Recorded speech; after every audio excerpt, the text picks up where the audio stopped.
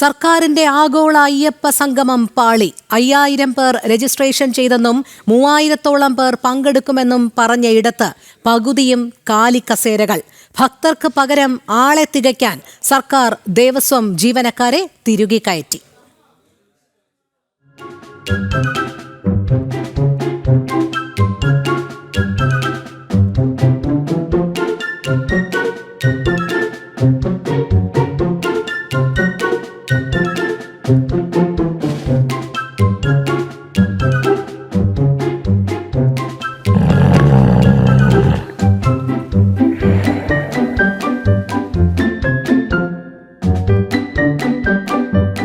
ഭക്തരുടെ സംഗമമെന്ന് കൊട്ടിഘോഷിച്ച് സർക്കാർ നടത്തിയ അയ്യപ്പ സംഗമത്തിൻ്റെ ദൃശ്യങ്ങളാണിത്. 5000 പേർ രജിസ്റ്റർ ചെയ്തെന്നും 3000-ഓളം പേർ പങ്കെടുക്കും എന്നുമാണ് അറിയിച്ചിരുന്നത്.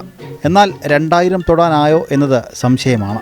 കാരണം മുഖ്യമന്ത്രി പ്രസംഗിക്കുമ്പോൾ പകുതിയോളം കാലിക്കസേരകൾ മാത്രം. ഭക്തരെന്ന് വിശേഷിപ്പിച്ചുകൊണ്ടിരുത്തിയത് പഴയ സിമി നേതാവായിരുന്ന KT ജലീൽ ഉൾപ്പെടെയുള്ളവരെ. കസേരകൾ തികയ്ക്കാനായി സംഘാടകരുടെ തത്രപ്പാടുകൾ. സംഗമത്തിൽ സർക്കാർ ജീവനക്കാരെ കുത്തുനിറക്കേണ്ടി വന്നു. നിഷ്കളങ്കരായ ജീവനക്കാർ ID കാർഡ് വിട്ട് കസേരകളിൽ ഇടം പിടിച്ചു. ചിലരൊക്കെ മയങ്ങി.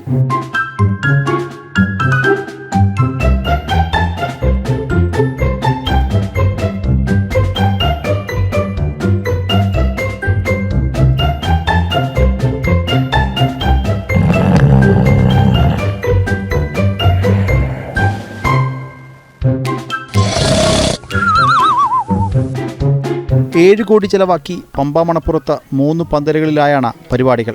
ആർഭാടപൂർണമായ സംഗമത്തിന്റെ ഉദ്ദേശലക്ഷ്യവും ചോദ്യം ചെയ്യപ്പെടുകയാണ്. രാഷ്ട്രീയ വ്യാവസായിക സംഗമമാണോ എന്ന് പോലും സംശയിക്കും. അതേസമയം 5000 പേർക്കൊരുക്കിയ ഭക്ഷണം ബാക്കിയാകുമ്പോൾ എന്ത് ചെയ്യുമെന്ന ആശങ്കയിലാണ് സംഘാടകർ. ജനം, പത്തനംതിട്ട.